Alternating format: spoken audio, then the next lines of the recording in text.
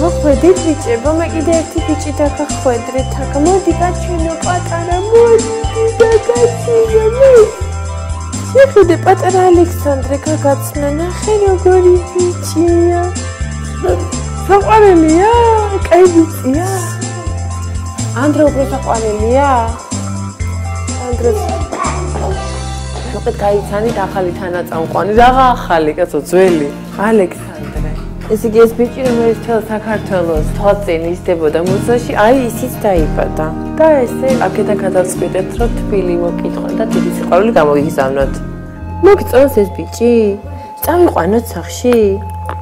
დე წავიყვანო? დელა დამიბატყნებს.